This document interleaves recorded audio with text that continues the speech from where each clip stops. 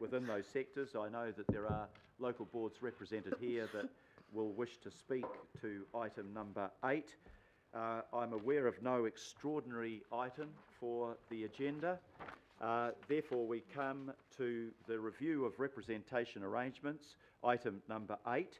And there are 2 local boards that will have speaking rights under this particular sector. And maybe if I invite both of them to come to the table. Mangere Otahuhu Local Board, Lamunga Lydia Sosene. Lydia, welcome today. And Chair of Puki Tapapa Local Board, Harry Doig. I see David Holmes is here from the board if he wishes to come too, and Walter, very welcome to the table. Any other board members? Actually, we've got quite a few from the area there. So, if we maybe start, Lydia, with you. Welcome back to the governing body, and the usual process of 5 minutes and the chance for questions to be asked at the end of it. And thank you, Mayor, and also councillors, for the opportunity to come back to speak to the governing body with regards to the representation review, item number 8. As you may have already heard, and you would have read the report, that the proposal or in the report in terms of the Monaco ward split, really here to reinforce the feedback that has been received from Mangere Otahuhu community, but also Otara Papatoetoe communities. I do bring apologies of Chair Lutafuli. However, her members are here, and our member Otatongia Moa, Dawn, and Apollo Reese. And really, it is to reinforce that we were concerned when the item came up. We asked a number of questions. We entered into a consultation process. The community has spoken, and we wholeheartedly support the Working Party, and we thank the Working Party for their work. And we did raise a number of queries. What is important to our communities in the Manukau ward, that when ideas or motions are put forward, that there is the opportunity for our communities to speak, that local board has representation, that we would respect the process, but we want to give a firm view that the split is not to occur, that we remain as a ward and we would continue on this journey. And why? Because we have specific communities of interest. We want them to have their say. We want to be able to present in a respectful manner, in a firm manner, that our communities, we keep their work from local boards and communities. That is basically our brief every single day. And it is important that our communities and the diversity of voices and the diversity of views takes heed of the process, but also enters into to have their say. So, Mr. Mayor, that's basically our presentation. We have presented before. We thank you for the opportunity to affirm our view, Mangere Otahuhu, or Tara Papatoetoe. I'm just going to ask my colleagues if they had anything to add with 20 seconds, Mr. Mayor. Yeah, Dawn or Reese, would you like to add anything, or Walter? Whakalawalai atu, happy New Year Language Week. Just on behalf of the Otara Papatoetoe Local Board, we support what Chair Lemonga has said. And I guess in the July governing body meeting, the comments from councillors was that it needs to go out to public consultation. That's been done. 78% of Otara Papatoetoe oppose the split, 80% of Mangere Otahuhu. That's a clear indication from the people, from the public, that they do not want a split. I just ask, in our resolution from the Otara Papatoetoe Local Board, we ask that those wishes be respected. Thank you very much. Thank you very much. No other comments on this sector. I'm presuming Puki Tapapa's got a different issue, so maybe we'll take questions from Mangere Otahuhu and Otara Papatoetoe if there are any questions. Councillor Simpson. I'm really interested in the feedback that you received. I think it's great. It's really, really high. How would you rate this with regards to feedback on other council issues? Thank you for the question, Councillor Simpson. It's an indication, Councillor Simpson, that when our communities understand the question that's being asked, are provided with the opportunity to have their view in a manner that they understand, they'll get engaged. So in terms of this issue, there was a concern that there was what is the question, what is the purpose of the question, and what is the outcome? And then what follows is what is the benefit to the communities of Otara Papatoetoe, Mangere, or Tahuhu. And so the translation that we've all picked up as local boards, when the community understands the question, because if I could just say amalgamation has occurred since 2000, but there is still, 2010. There is still a confusion as to local boards and what local boards actually do. And so when local boards have had the opportunity to speak with their communities with the help of Auckland Council staff, that then highlights that there is a desire to get involved when they understand what's being asked of them. So with respect, Your Worship and Madam Chair, I think this is a lesson for us for many things, for many issues. And that is that we don't have trouble actually engaging, because often the numbers are quite low, with responses on other issues. There's no problem in the engagement. The problem is actually understanding the question, and I think we need to do more to help you in the future. But this has been a very good learning for us, and I think it's a great reflection on the work that you have done and your community, so thank you. Thank you very much. Are there any further questions? Sorry, I've got Councillor Whanana, Professor Collins. Thanks, Mr. Mayor. My question is to both local boards, and welcome. Great to see the two strongest local boards in the city. I just wanted to ask, I understand that there was a bit of a Facebook campaign as well that you got information out. I'm interested, Lemonga and maybe others, if you could just drill down a little bit more, because I've always been concerned about the way in which we engage communities that traditionally we haven't had many responses from. You talked about Lemonga understanding what was being asked. I was just wondering if you could just kind of delve down and see if there are learnings that we can take as far as our engagement team is concerned, so that we can start applying that on a more general basis. Thank you, Councillor Collins. If I could just highlight a couple of things very quickly and illustrate. So this issue about representation review, there was a lot of keenness from those, because our Facebook pages are really busy. We as local boards use them for education. We use them to just bring people up to speed, particularly those with a second language, third, fourth. And so Facebook, whether we like it or not, is the tool that we have chosen to put some real positive messaging, but also the relevance of that messaging. And both boards use those quite keenly, but also it's about engagement. The long-term plan that we've just had this year, we utilise that as a tool. We got 3 community leaders, Pacific, Māori, ethnic, young people, 30-second message. We got over 18,000 hits. Great. So what that tells you is people are wanting the message. They don't want to sit through council forms of 3 to 4 pages, but they do like specific 4 questions. What does this mean to you? So I hope I've just helped highlight that difference. That's very helpful. Thank you very much. It's a lesson for future engagement. Okay, and I've got... Sorry, finally... Mr Mayor, could I just add? Yep. If there is an eagerness from all local boards across the region, there does need to be some serious thinking from our citizens and engagement, but also resource and the relevance of our people getting out there, informing those messages and education. I just wanted to put that in. Thank you. Thank you for that. Councillor Newman. Yeah, thank you, Lamonga.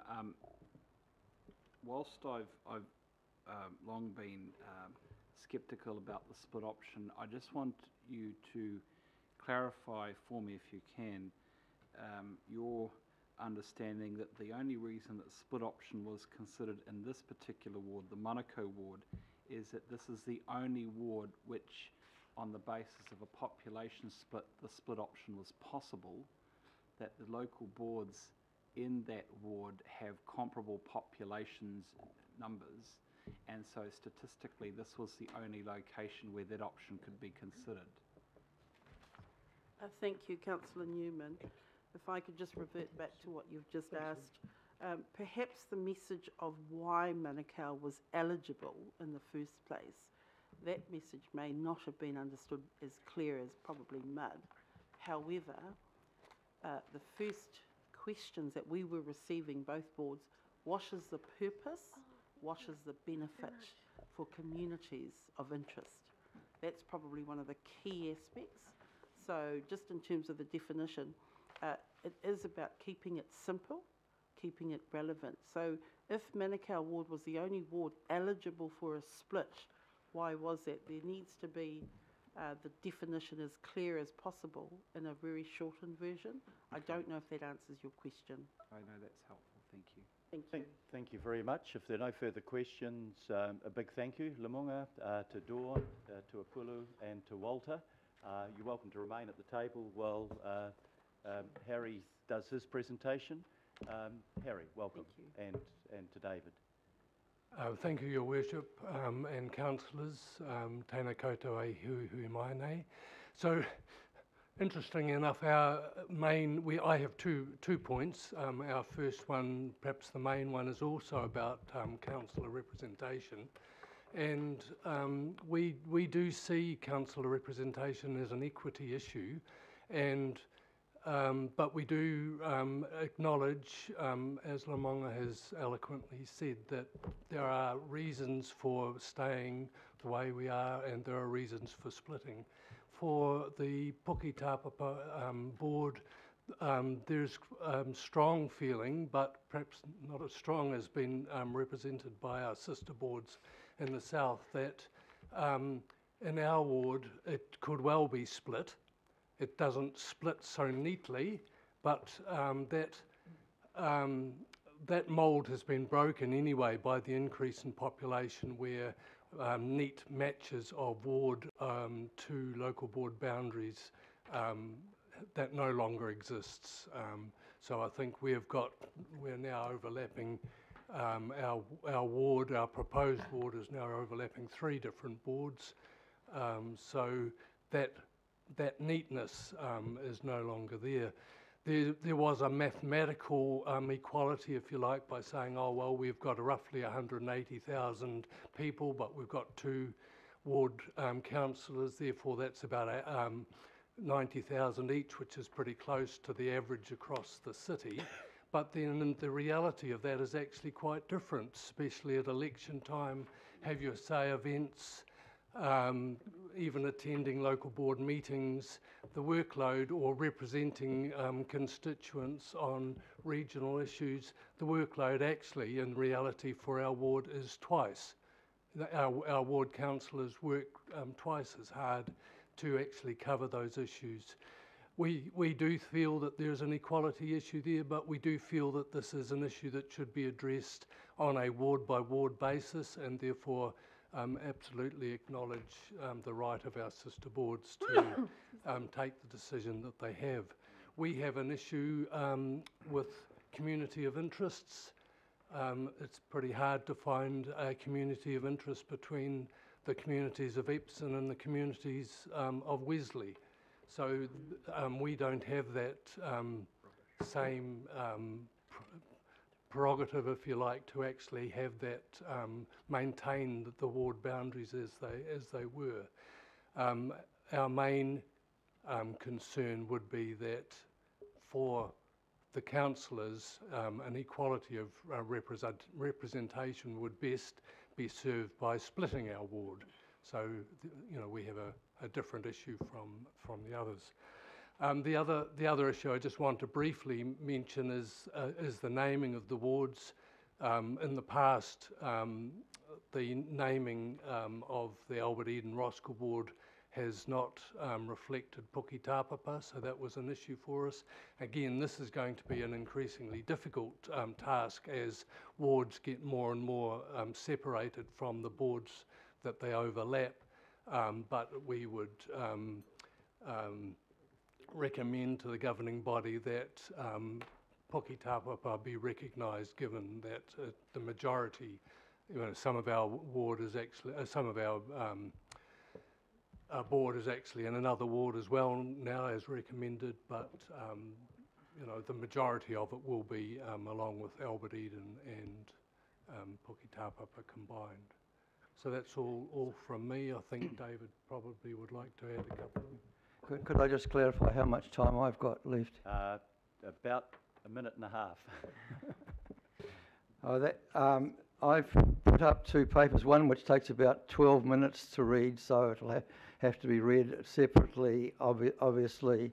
The other paper is what was put up to the working party, which is key arguments that is attached to the minutes of the working party, but for easiness I've copied it off again. But the striking figure that hit us is it's now 177,800 people, and to say that two people can be accessible when they're representing that number of people is ridiculous. I know the Mayor has 1.5 million people, but he does have rather more support than a councillor has to make him accessible. But in addition, the arguments we put to the working party, communities of interest for Monaco, there's an overriding thing to do with ethnic fairness. In our area, there's significant contrasts, and I've highlighted 4 of them. The first is socioeconomic status, and I extracted figures of property values from the New Zealand Herald's latest property report, and for the proposal then, which included Westmere, there were 4 suburbs with around $2 million property values. Then when you get into Puketapapa and parts of Owairaka, they're about half the property values. So that illustrates a socio-economic difference, which is hard for a councillor to represent both easily. Second point is that in Puketapapa and the Owairaka part of Albert Eden, Housing New Zealand has some massive projects, including at Unitec and Roskill South, and these projects are of key interest to people in that part of the ward, and will have considerable council involvement in building good communities out of those developments. So there's a synergy there between Owairaka and Puketapapa, which would be served by having a separate councillor. The third point is to do with the environment, and we've had big projects in Oakley Creek. The catchment of Oakley Creek matches very neatly to Puketapapa, plus Owairaka, Sandringham and Waterview. The original proposal fitted that in a split was very easy to do using that catchment, and for people in Point Chevalier, Epsom and Mount Eden, there was a good geographic synergy. The new proposal changes that a bit, but we are going to ask the Local Government Commission to have an investigation if you approve that. The other thing is population trends. Partly because of the redevelopments, our populations are growing much faster where the Housing New Zealand development is than in the eastern part, but we feel that so for the future this is going to happen anyway, and all around the city there's population disparities coming up in the next 10 years. They're well documented in council documents, and so this trying to fit boundaries to local board boundaries. We're happy with local board boundaries, but to try and fit wards to that just doesn't work. If it worked, Parliament would do the same thing. So we very strongly feel that our communities of interest do need a split, and we're asking, our request on the last page is that the council recommendation adds the wording asking the Local Government Commission to investigate. We're not asking for a definitive decision today, but asking the Local Government Commission to investigate the different communities of interest and look at us having two separate wards rather than a combined ward. Thank you. Thank you very much to Harry and David. The item on the agenda that we will be voting on today is, of course, the change of name that you've requested. In regard to your request here, the difficulty is that we haven't been out and consulted on that. So that that doesn't diminish the argument you're putting forward, but it means that we have not gone through the process that the Local Government Commission would request of us. I wonder, Warwick McNaughton, if I can get Warwick just to come to the table to explain what the difficulty was in putting up a proposal for the division of the Albert. Maybe if you just take a seat there, Warwick. What the difficulty was in terms of creating that split in this instance that did not exist in theory in the Monaco ward. It's really to do with defining communities of interest, and our starting point really was that the creation of local boards was based on communities of interest. So we took local board boundaries as the starting point, really. It is possible to create an artificial boundary to split Albert, Eden, Puketapapa ward, either horizontally or vertically, but it is rather artificial. Okay, thank you very much. Now, are there any questions from councillors from the Puketapapa board? Yep, Councillor Darby. Probably just need to check the recommendation, what is it? It's coming under additional, it's top of page 8, to change the name to Albert Eden Puketapapa. Was that consulted on? Your Worship, no, that wasn't part of the initial proposal. It was raised with us through the local board. Okay, so has that been canvassed with maybe the IMSB or Mana Whenua? Because we've got effectively Owairaka, Maungakiekia, Puketapapa, and we've got one in Te Reo and two in English. I know there's dual naming there. Has there been some consideration of the implications of that proposal? We did get advice internally through Te Waka Aramua. They were happy with it. Perhaps can Puketapapa shed any light on whether there's been any local consultation with relevant iwi on that? No, we haven't consulted with iwi on that. Okay, thank you. So just to follow up, I can understand Puketapapa's interest there. I'm just wondering, does the Albert Eden Board have any interest in that, in reflecting the Te Reo names of the Maunga while we're at it?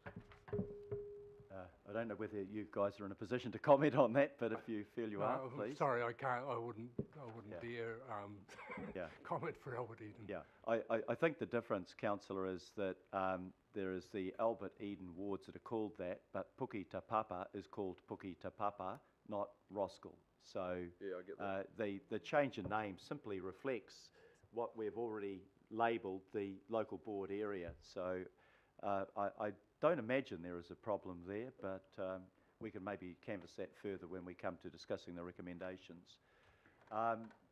Look, if we... Oh, sorry, Councillor Simpson. Sorry, Your Worship, I was just picking up a thread, and it might be appropriate to ask it later, but why are we voting on something that we haven't consulted on? I wasn't aware until the question was asked by Councillor Darby that it hadn't been consulted on. But maybe once we enter into the broader discussion, perhaps Richard Northey will be able to comment further on that. Warwick, you can make a comment at this point. Just to make a brief comment that the legislation recognises that there will be proposals made as part of the final proposal which weren't part of the initial proposal. And so it specifically allows for objections to changes to the initial proposal. Yeah, I think the scale of the change and the fact that the local board is already called Puketapapa makes it different from suddenly proposing that we split the ward, which is a decision of much wider implications. That's my personal view on it.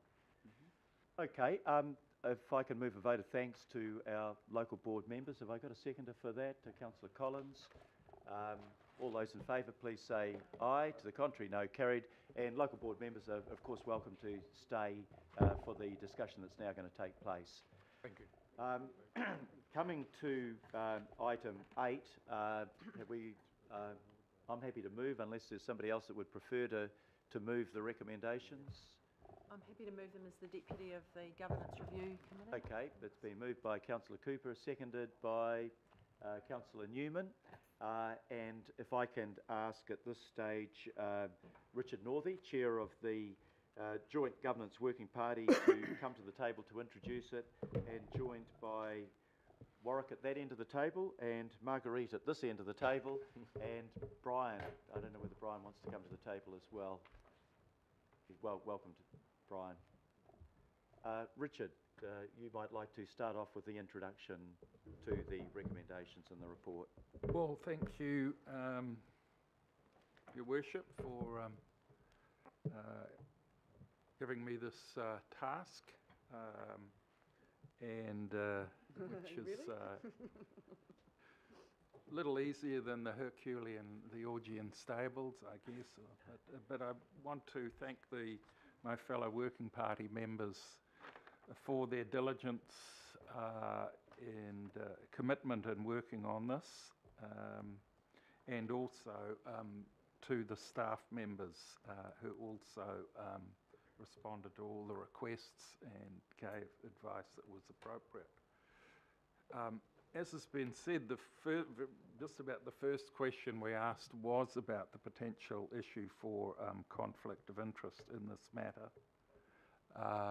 The reality is that Parliament has declared that this body is to be the body responsible for drawing up those, recommending those representation issues.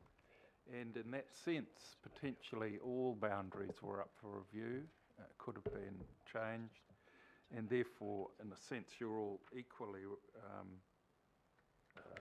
involved in that issue. It's interesting that the law does not allow local board boundaries to be changed by this process, and half of the members of the Working Party were local board members, including myself, who could not be affected by these.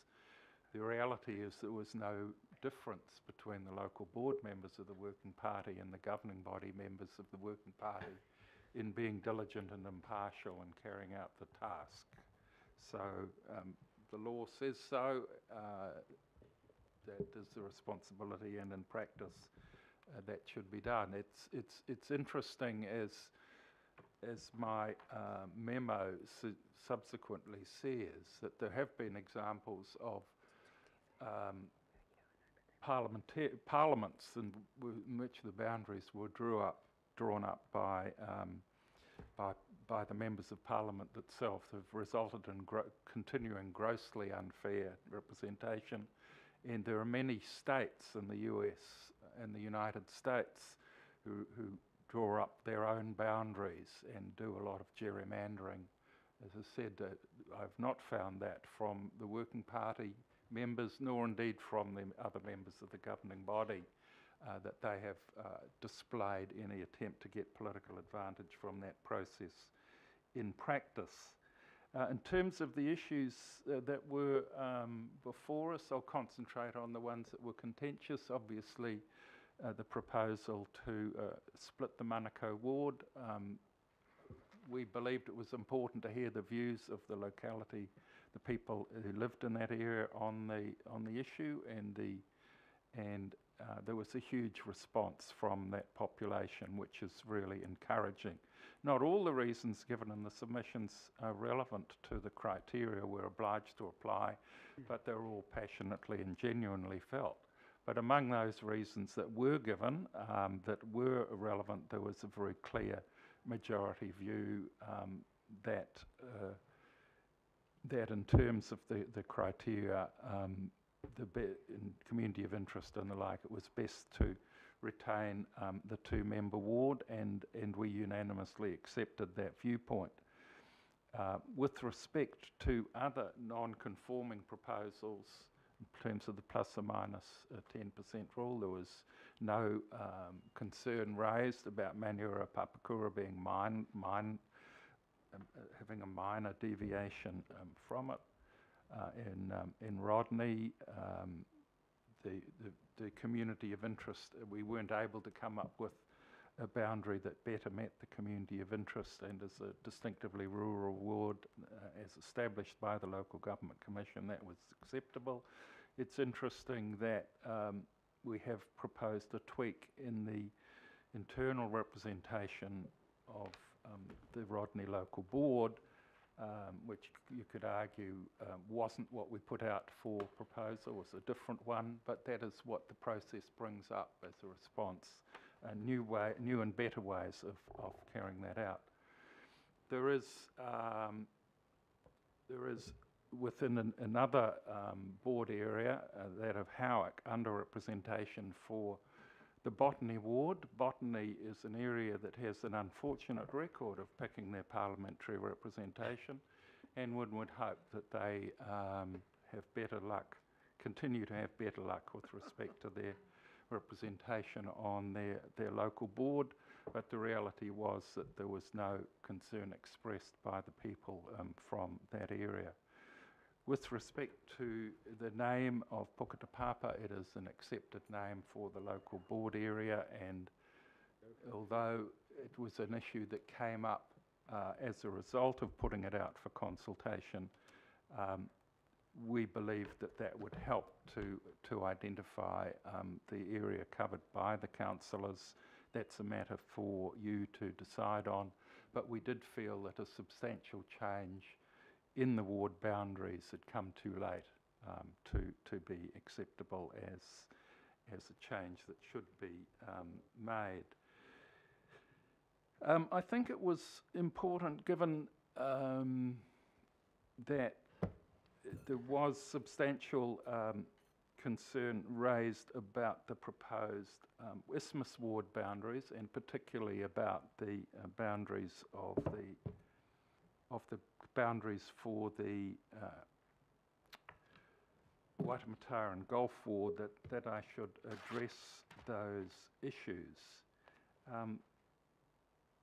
Our view was that the principle of fair and equal representation, which is set out in the law, both for reasons of law and of equity, needed to be responded to in changing the boundaries at that stage. The plus or minus 10% is just an expression of that principle of fair and equal representation, and the reality is the Local Government Commission takes it seriously, as they're obliged to follow the law, and they have not previously agreed within a continuous urban area to changes greater than 20%, which, as you know, we started with an underrepresentation at the 44% level.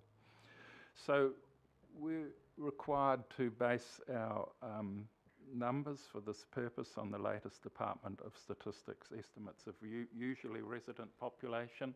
They don't include visitors and short-term residents. They do include people who are somewhat transient, and there are a lot of them in that area. But I found when I was the councillor for Mongakiki Tamaki, we had a lot of short-term residents as well, people on lower incomes who would move with their family and whānau to different parts of Auckland at different times. And it's important that they be counted somewhere at the place when they filled in the census form that they regarded was the place they are more linked to than anywhere else. And even if you took those transient people out, they'd still be well over 35%. Then it's important to go back to the principle of that total population, which was set out in the 1887 Representation Act, reviewed again by the Royal Commission on the Electoral System in 1986. And as I've said there, the general argument is that everyone is affected by the decisions of the government, as they are of the council, and therefore everyone should be equally represented in the body that makes their decisions. Incapacity to vote, whether by age or transience, does not apply that the individuals concerned should be ignored.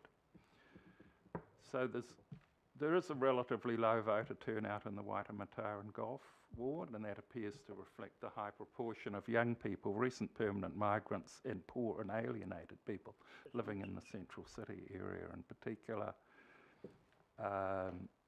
We believe the principle should continue to apply for those people, and if we were applying something in which only the adult voters should be counted in terms of representing fair representation, then the Southern Initiative area would lose a councillor. And that would be seen quite clearly as discriminatory, and I think it would, if we were to not count those people in Waitemata and Golf, it would be discriminatory as well. I think we need to address it now.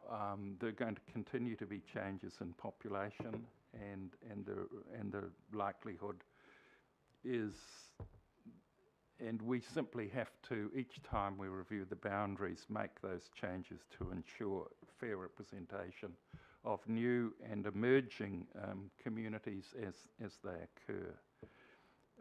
We knew that were we to be allowed to add another councillor, we could have had less disruptive changes. That an additional representative could have been fitted into the isthmus, but the law doesn't allow us, and we argued for it. New Zealand First Party appears irrevocably opposed to allowing an increase in the number of councillors, and they're probably still going to be around in one government or another in the future. So we have to respond to the law as it is.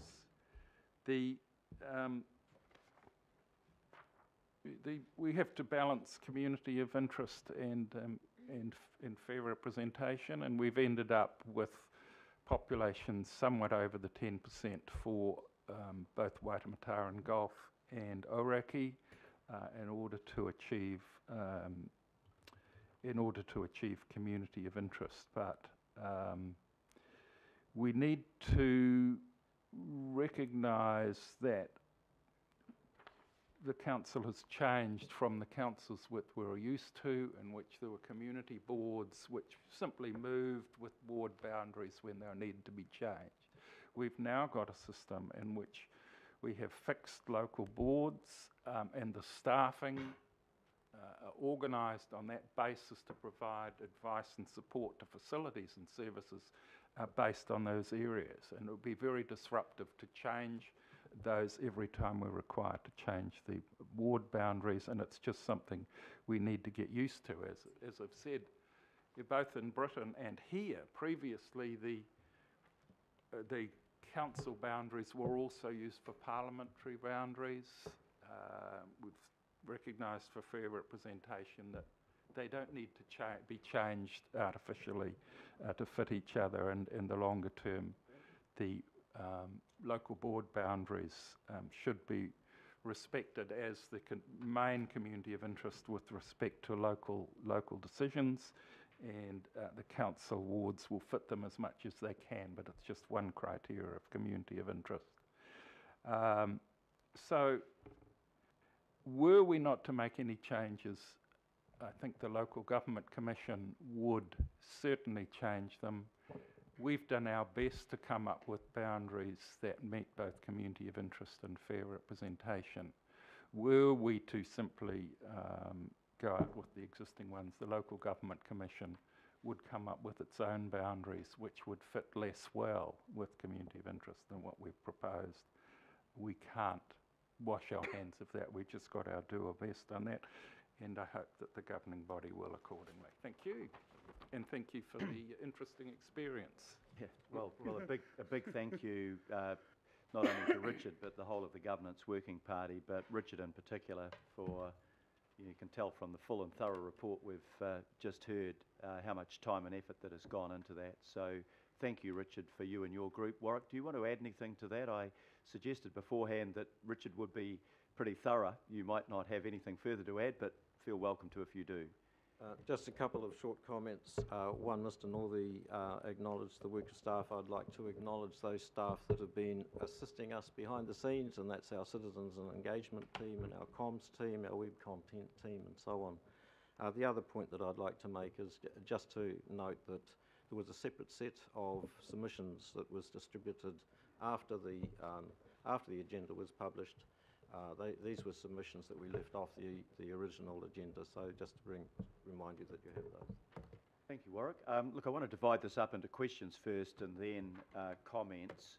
And I think because a number of councillors have expressed concern that they may have an interest that prevents them from voting on some sections, we'll take the vote in sections so that those councillors are free to vote on the other sectors of the report. I think that makes sense. But let's start with questions first. Are there any questions? I know we've workshopped this, so you're probably pretty familiar with it, but Councillor Lee. Thank you, and thank you, Richard and Warwick. Could you remind the governing body again, in response to your original proposal that the governing body supported the last time you presented? I think it was 9 votes to 7 or 11 votes to 7. What was the response in regard to the Waitemata and Gulf population? What percentage of submissions supported your proposal, and what proportion of submissions strongly opposed your proposal? It was about 2 to 1 against the proposal, and principally those were about the proposal to remove half of Grey Lynn and all of Westmere from. Point of order, the Mr. Chairman. Sorry. Sorry to say, I'm Excuse me, just sorry. point of order. I'm just confused. Councillor Cooper. I heard Councillor Lee declare a conflict for this item at the beginning, so I... No, he declared an interest, but not a conflict. He declared I listened Oh, carefully to sorry. what Councillor Lee said. He said, and he clarified it in his comments, that he had an interest but didn't believe he had a conflict. Sorry, I didn't hear that. Thank you very much for That's okay, clarifying. Richard. So most of them were against, and most of them were because they opposed the proposal to divide. I just Grey asked Lynn. the percentage. It was 88% of the population Within 2 to opposed 1, your fine. proposal. Mhm. Thank you. Okay, further questions? Councillor Cooper. No, mine wasn't a question. Oh, sorry, that was No, your no. point of order. No. If there are no further questions, we'll just move straight, I think, into comments. So the floor is open for any comments on the proposals. Don't feel obliged to comment if you've already talked in earlier sessions about it. Okay, Councillor Cooper. First, I just want to acknowledge Member Northey for his chairing of this process. It was quite a complicated process and lengthy, so I just want to acknowledge him for the work and the great forward that he put into the report and the thought that he's put into this. What I just did want to say, I think that it's not an easy recommendation at times, because people do get very concerned about either not being represented properly, but I think we've come to quite a good landing point. One thing I just wanted to note, and I said this at the workshop, was, and it's a little bit in line with what Councillor Simpson was saying earlier about lessons learned, and I think that even after 8 years, in one of the submitters, when we explained to them that the splitting of a particular community would not mean they would lose their local board, they were quite stunned. They thought they were going to have to be on one side of the road, go to one local board, and the other side of the road, go to another local board. And they didn't realise that they would keep their local board and that local representation, which is really critical to them. And so that was really, it's just really interesting to see the look on their faces when they realised, oh, I see, actually we'll have 2 councillors if the change was made. But still, we did hear what they said, and that was really important to listen to that, and that's where we've landed. But I think that's something for us as a council to really help educate people about what our roles are and how their representation sits, because I still think there's a lot of confusion even after 8 years. But otherwise, it was a really good process. Thank you. Thank you, Councillor Cooper, and thank you for being Deputy Chair of that committee. Councillor Newman. Thank you. I want to make a couple of comments about this as a member of the Representation Review Panel, and I too echo the thanks to the staff for the work that they have done, and for the good humour that members of the panel brought to the deliberation, and to acknowledge Richard Northey for chairing it.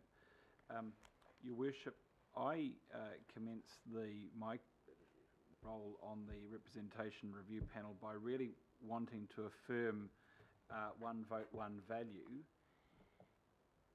and I have always felt that the best way to do that would actually be the removal of the wards and elections at large, because then you just remove all of this debate around boundaries and communities of interest within that. But of course that creates new challenges, and it's pretty apparent that that there would not be support at this time for the elections at large. Your Worship, paragraph 55, the table in paragraph 55 absolutely outlines the dilemma whereby one ward is 43% at variance from the population quota. I thought that the submissions, and I want to acknowledge Councillor Mike Lee for the paper that he presented, which is very compelling. There is very compelling argument around the existing boundary, but for that number.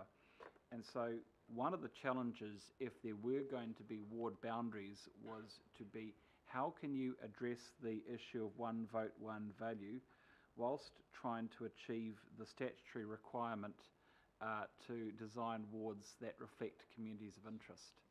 And that really is the dilemma that the Representation Review Panel had to address. Now, it is absolutely true that there was a lot of opposition to changes to ward boundaries within the Central Isthmus.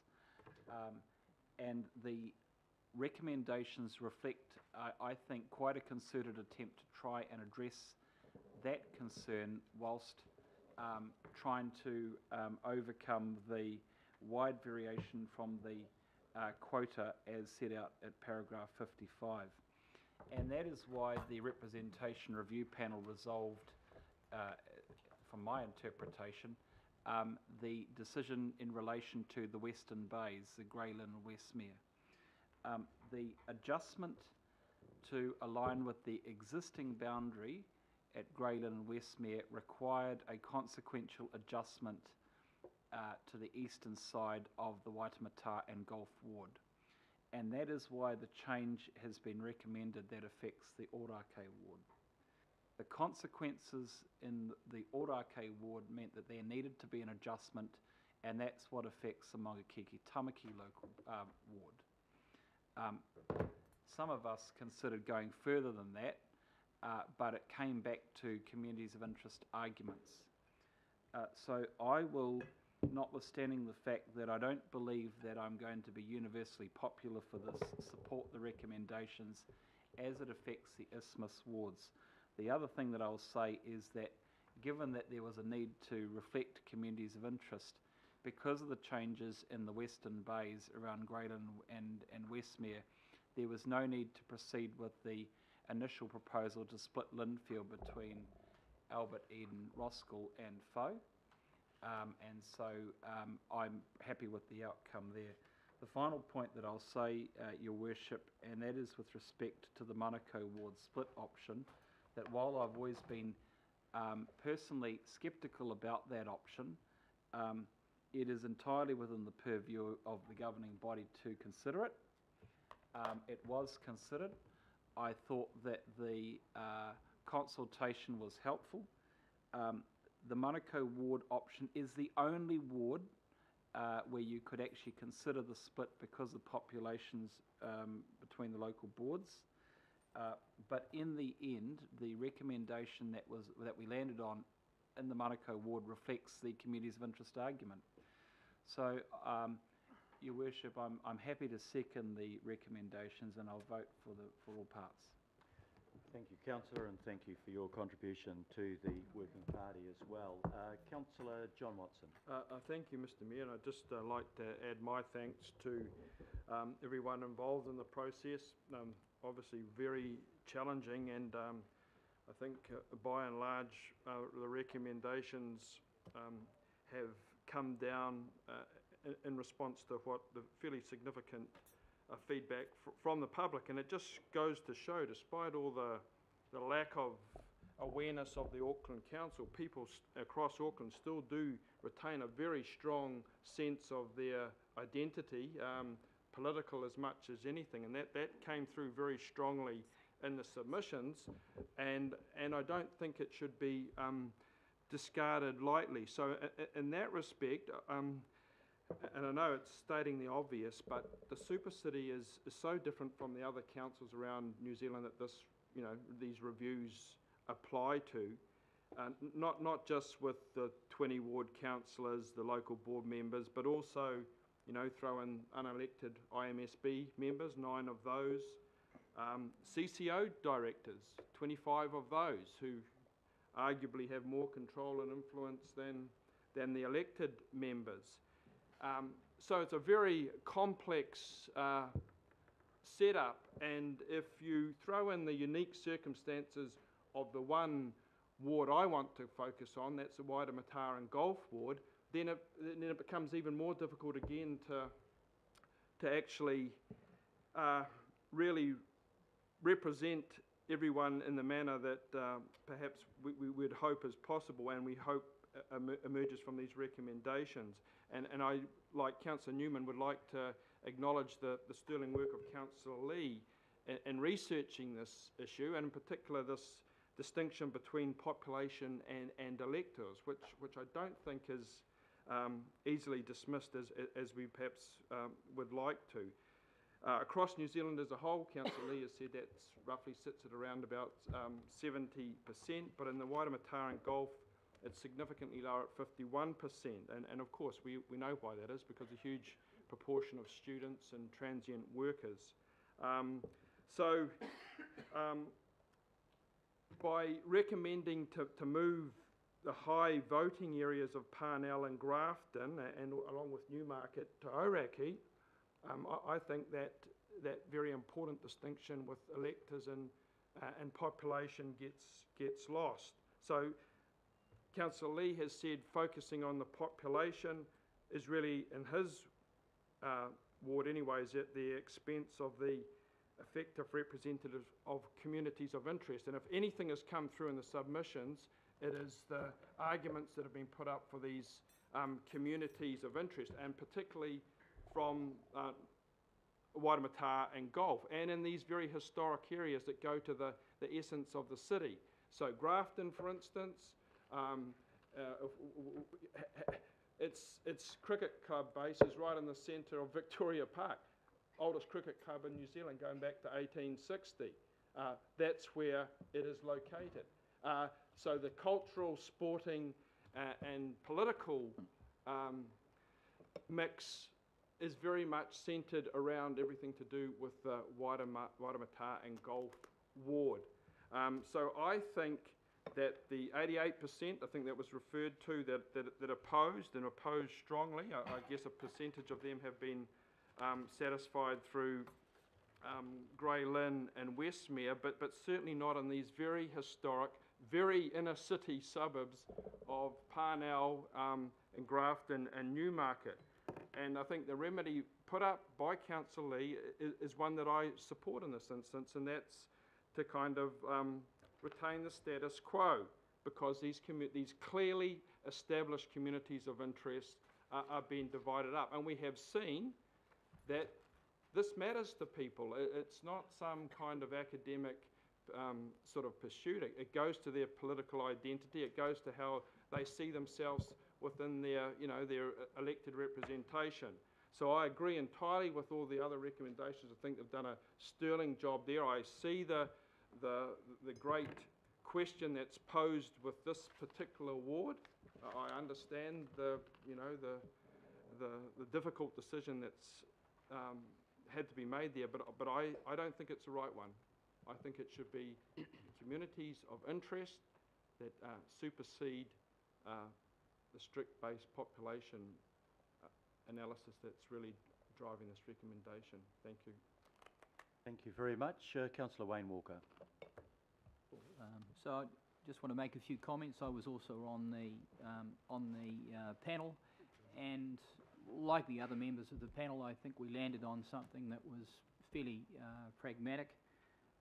I certainly endorse the comments of my fellow councillors that were on the panel around the contribution of Councillor Lee and the sentiments that he expresses, and certainly the overriding comment that we got from people from the community was around their concern that goes to communities of interest and not splitting communities of interest. So we did the best we could not to split communities of interest where it was possible, and pragmatically, as far as Waitemata was concerned, recognised that if we did not make a call, there was a high likelihood that the local government commission would override us and conceivably have something that was even less satisfactory in terms of communities of interest. What I'm mindful of, and I raised it during the process, is frankly, in a few years' time, this is all going to come out in the wash again, because the growth of the Waitemata area is arguably more so than anywhere else in Auckland, and it may be at a later point that we'll have two members for that ward, and we will revert to perhaps something similar to the boundaries that we've had before. So I think we need to take somewhat of a longer term perspective.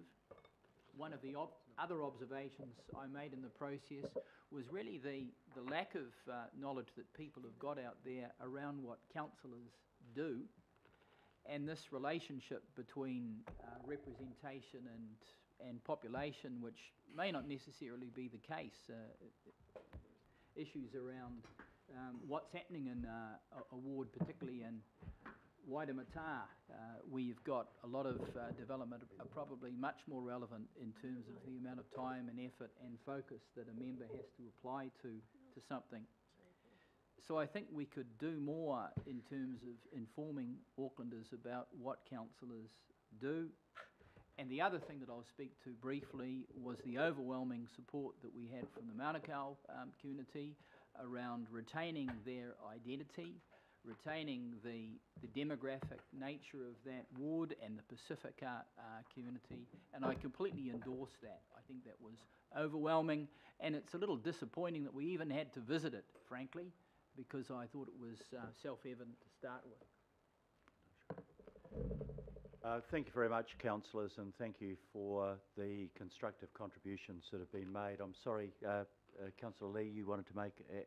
yeah, yes, okay. I'll be brief, Mr Mayor. We've rehearsed these arguments on a number of occasions, so I don't want to take up too much time. I am concerned that I don't think the unusual nature of Central Auckland, Waitemata division of Waitemata and Gulf, is still not really understood in terms of the Local Electoral Act. It is an unusual situation, and I think, to be fair, we've gone through this process, and I stepped back from it. I just assumed it would be a routine admin job, in a way that Parliament and the parliamentary parties would tackle the problem.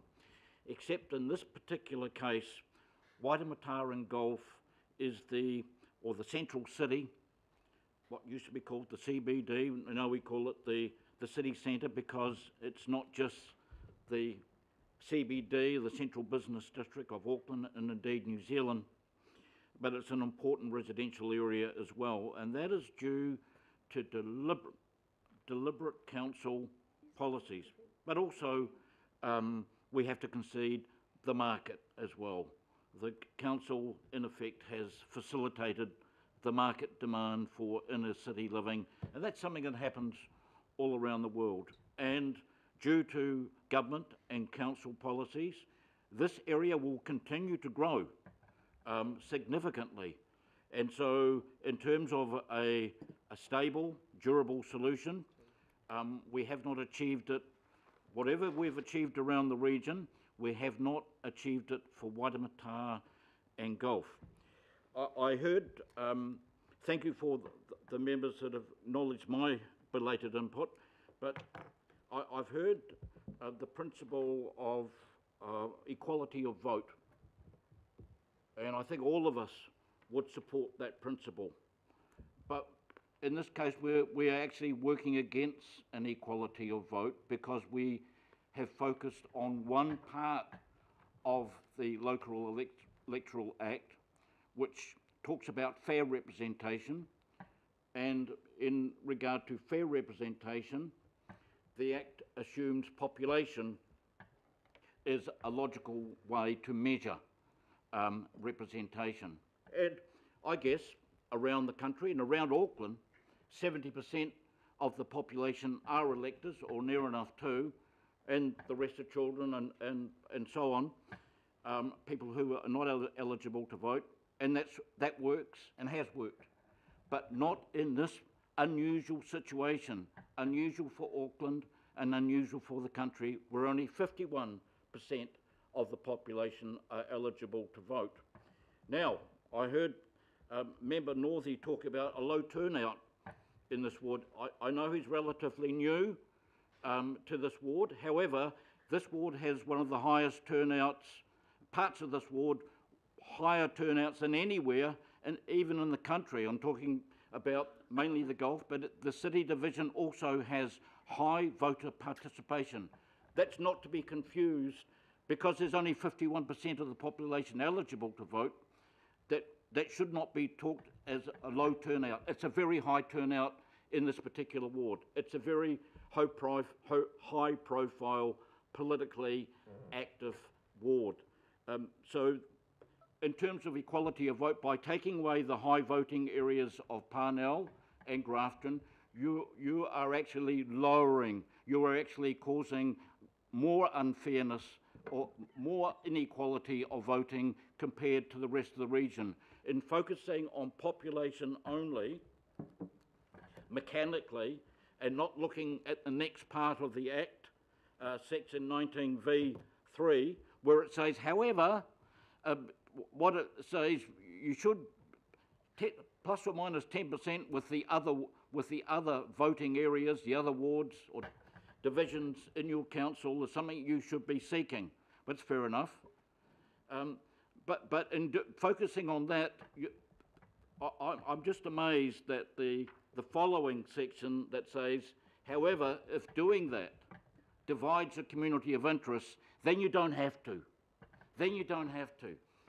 Now, the Local Electoral Act 2001 did not dream about the existence of a super city and the huge population increase in Waitemata section of the Waitemata and Gulf Ward, but there was an out for the council to say, okay, let's ring fence this particular area. If we want equality of vote, and I support that principle, let's keep the status quo. We have already only half the population able to vote, which is lower. There are a lower number of voters in this ward now, before you take away the high voting areas, than there is in Ōrākei where those high voting areas are going. So that's, sorry, you're actually causing more voting inequality. So I ask the council to think again on this one. If we want a durable, stable solution that's not going to have a knock-on effect and destabilise Ōrākei and Albert Eden and Fo and so on, Maunga Kia, Tamaki and so on, every 6 years, put a ring fence around this particular special area, because it is special, because we've made it special with our policies, and acknowledge the fact that there are only 51% of the population eligible to vote, and because of these reforms, or proposed reforms, because they have to get past the Local Government Commission who created this system, I ask the council to look again and look at a more durable, robust solution. in terms of the people who are not represented who live in my ward. I noticed that one of the hearing sessions, one of the local board members of the hearing panel raised them as if to say they've got human rights, they may not be eligible to vote in Auckland, and they're obviously eligible to vote in Hamilton or Christchurch or Beijing or London or Los Angeles, where these international people come from. Councillor, can you please wind up? You've had the 5 minutes plus Okay. the automatic 2 minutes extension. There you go. Okay, I'll wrap up now. But when, I can tell you this as a local councillor, though, I'm not, this is a representation review, so I don't represent them legally in any way. However, when some residents in my ward were beaten up, assaulted badly in Albert Park, and they were international students, it was me that called for a public meeting with the Auckland Chinese University Students Association. I think candidate Phil Goff attended, the police attended, and we got some action. I don't represent them, but I still speak out for people, anybody in my ward. Thank you, Councillor. The time has expired now. Councillor Filipaina. Thank you, Your Worship. Firstly, acknowledging the Working Party around all the recommendations that have been put in here. So I just want to acknowledge the Working Party. But I also will say this, is that the process earlier on just needs tweaking, and that's been taken on board, and I understand that. Your Worship, I'm only going to speak very briefly on the Monaco ward, the split. And I want to acknowledge the two local boards, Otara Papatoetoe and also Mangere Otahu, in regards to their recommendation. But also, I just wanted to point out, and we've all were here when there was some deputation done early on, Your Worship, and I just wanted to mention the recommendation from the Otara Papatoetoe local board meeting dated the 17th of July. And it's A, and it was moved by Member Gush and seconded by Member Trenberth, which is really recommend to the governing body that the issue of representation of the Monaco ward requires further consideration and public consultation. We've done that, and I mean that's all we've been waiting for, is the consultation. We've done it. We've got the papers in front of us. We've heard the numbers, 80%, 77%, and I will be supporting the fact that the ward is not split. I will be supporting, I went right through the whole process around ensuring that the public had the ability to consult, and they have. So I applaud the communities in both the local boards, and the figures are there. You know, the Mangere Otahu, 256, and then Otara Papatoetoe, 297. But it was overwhelmingly, they said that the ward stays together, and that's exactly what I will be voting for.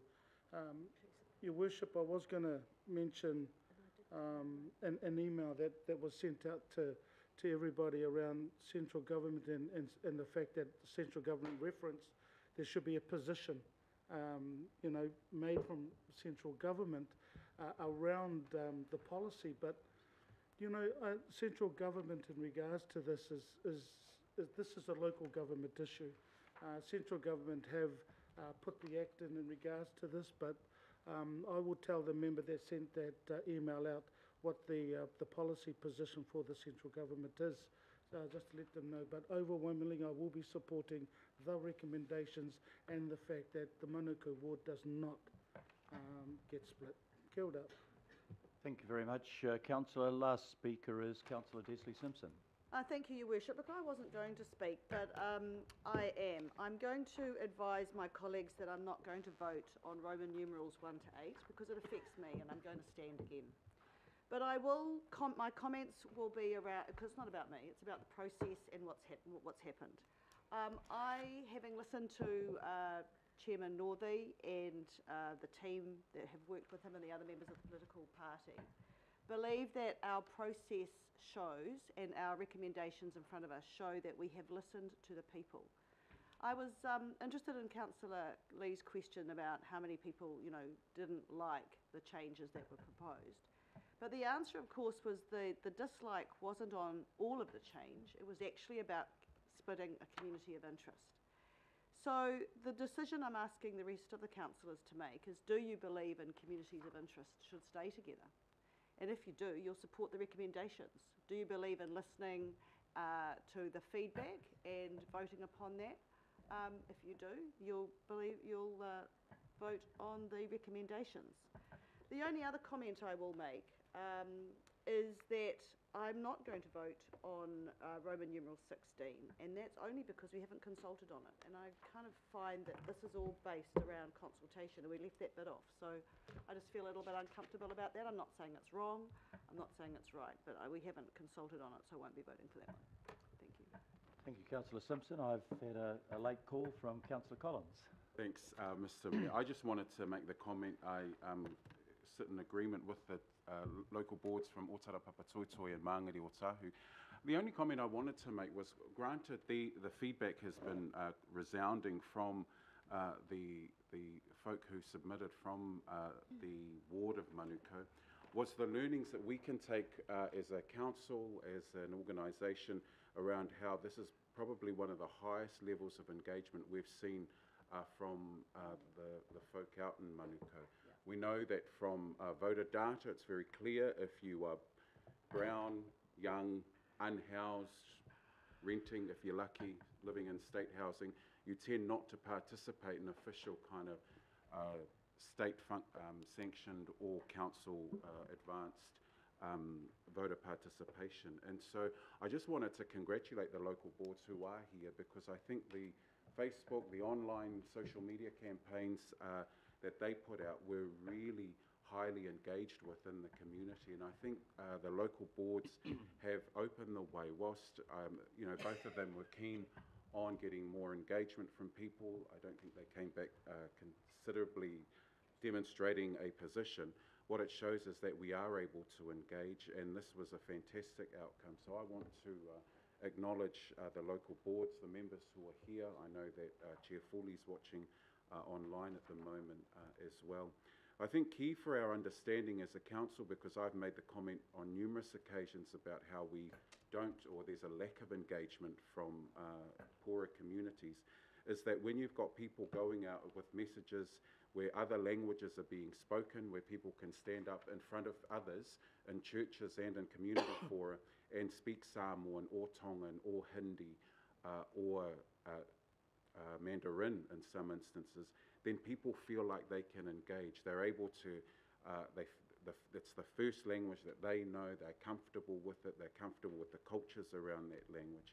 And I think what the local boards have shown is that there's an emerging leadership out in the areas where people feel like they're being listened to, they're being heard, they're being well represented.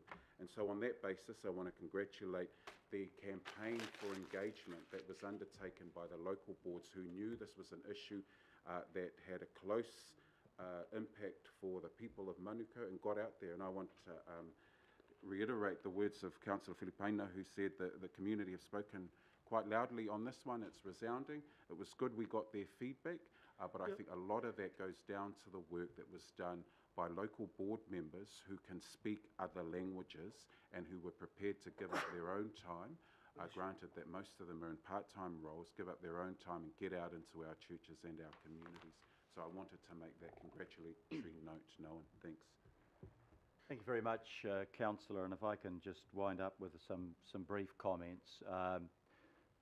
First of all, I want to acknowledge a process that I think was very fair, very positive, very professional, and thank you for all of those on the Working Party that made it such. I think Richard Northey mentioned that unlike in some parts of the world where these processes are about people trying to gerrymander results to suit their own purposes, there was no element of that. And I congratulate the participants for producing a process that I think our wider electorate can have confidence in. The clearly most controversial issue is the issue of Waitemata and the change of boundaries. Having represented areas that have gone through radical changes in boundaries, including the disappearance of my electorate on one occasion, I can absolutely identify with councillors who are concerned to see their community of interest divided up. But community of interest is a critical element in determining boundaries. But I think the fundamental principle of our democracy is one person, one vote, and that effectively means one vote, one value. And my belief is that if we take to the local government commission a non-complying decision that has one part of the electorate 44% over quota, that will not survive their scrutiny. They will make the decision, not us, and I would prefer that Auckland made the decision about itself in a way that still doesn't comply. Waitemata is still 18% over quota, but there is at least an argument that we can put forward that may be persuasive to the local government commission. Ōrākei is equally 15% over, but again I think that is defensible and there is room for a non-complying decision to be accepted if the circumstances are exceptional. But having a ward that is 44% over simply won't pass the cut of the local government commission, in my opinion. So my support will go in favour of the recommendation of the Joint Working Party, Governance Working Party. On Monaco, I listened to the debate originally and to the submissions of the local boards, which were very eloquently made. My view at that point was they may be right. I didn't challenge the nature of the submissions they made, but why don't we give the local people the chance to make that decision? And I congratulate the local board in doing that in an effective way that had over 800 submissions made. They, in my view, have made the decision and we should respect that decision. On the question of Puki Tā Papa, I think, look, my view is if in normal circumstances, if you can have one community of interest, but it's manageable for the local ward councillor, that's a good thing. But we haven't consulted on that, and I don't think we can put that to the local government commission. On the change of name, I don't see that as hugely consequential because the local board is already called Puki Tā Papa. Everybody knows what it is, and I think there would be wide acceptance of that. Would it have been better to have had the change of name go out for a consultation process? Yes, it would have, but I don't think it's such that that should stand in our way. We come now to the vote, and if there is a request for division on any sector, I'm of course happy to and obliged to accept that. But I thought if we vote in blocks, and the first block would be A to D, which is receiving the report, the submissions, noting the feedback, and receiving the minutes, and then take it ward by ward, and then separately for the renaming and recommendation F and G. So I'll proceed in that way unless there's any objection. So I'll put to the governing body recommendations A to D. All those in favour please say aye. Aye. To the contrary, no. Carried. We now will take the block E1 to E8. Is there any request for a division on this? We'll do it on voices. I'll abstain, please. Okay. So I will put E1 to 8 as set out. All those in favour please say aye. Aye. Aye. To the contrary, no. No. I Please declare record it carried. my name against. Record your name against. Is there any other person wanting to be recorded against that? Councillor Watson. And I'm an abstention, please. And an abstention from Councillor Simpson, if we can note that. Recommendation E9 on the Monaco ward. All those in favour please say aye. Aye. Aye. To the contrary, no. Carried. Recommendation 10 and 11 on the Rodney local board subdivision boundaries. All those in favour please say aye. Aye. To the contrary, no. Carried. Recommendations 12, 13 and 14, retaining existing boundaries in Rodney, Manurewa, Papakura and Howick. All those in favour please say aye. Aye. Aye. To the contrary, no. Carried. I'll take the renaming motion separately. Recommendation E15, Great Barrier to Aotea Great Barrier. All those in favour, please say aye. Aye. Aye. To the contrary, no. Carried. Recommendation 16, Albert Eden Roskill to Albert Eden Puki to Papa. All those in favour, please say aye. Aye. Aye. To the contrary, no. No. I declare that carried. Would you like your... No. Okay. Recommendation F, which delegates to me the role of identifying representatives.